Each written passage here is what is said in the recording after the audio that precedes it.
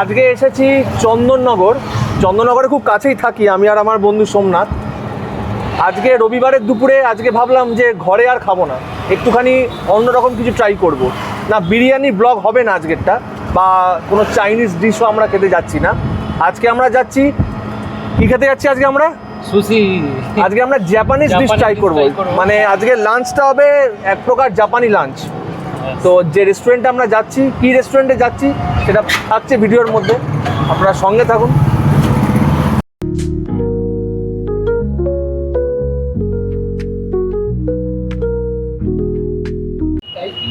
এখন আমি চলে এসেছি নাকিসাকি, যেটা চন্দননগর মহাডাঙ্গাতে।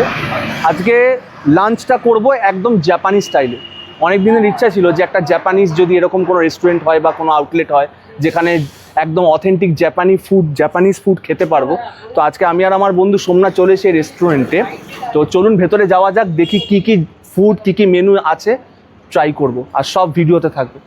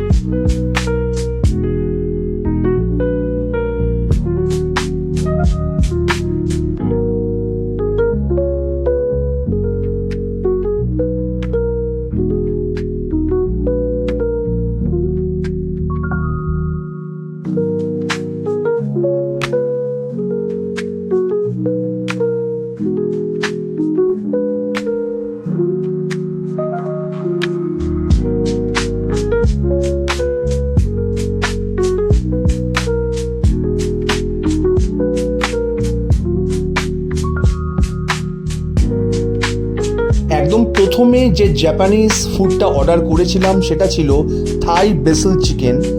প্রেজেন্টেশনটা দুর্দান্ত ছিল, একটা উডেন বক্সের মধ্যে পুরো খাবারটা এসেছিল।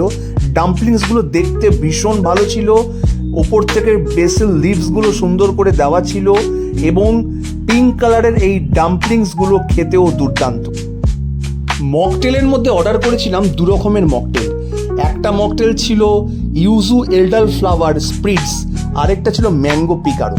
তবে অনেস্ট ওপিনিয়ন যদি দিতে হয়, আমার এই ইউজু এলডার ওয়াটার স্প্রিটসটা বেশি ভালো লেগেছে ম্যাঙ্গো পিকারোর থেকে। তার কারণ এই ইউজুটা প্রচণ্ড স্পাইসি, মানে যথেষ্ট স্পাইসি এবং বেশ ঝাঁঝ আছে, খেতেও ছিল ভীষণ ভালো, আইস দেওয়া ছিল।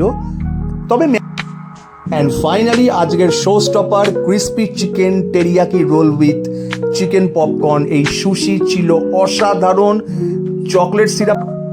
এটা আমার ফার্স্ট টাইম ছিল চপস্টিক্স দিয়ে খাওয়া, তাই জন্য প্রথমে বুঝতে পারছিলাম যে চপস্টিক্সটা অ্যাকচুয়ালি ধরতে কি করে হয়। তো প্রথম একটু খুব অসুবিধা হচ্ছিল।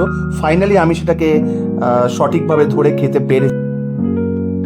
ফাইনালি এই চপস্টিক্স দিয়ে আমি সঠিকভাবে এই সুশি খেতে পেরেছি, এবং এই chicken crispy teriyaki roll with chicken popcorn আমার পক্ষ থেকে মাস্ট রেকমেন্ডেড।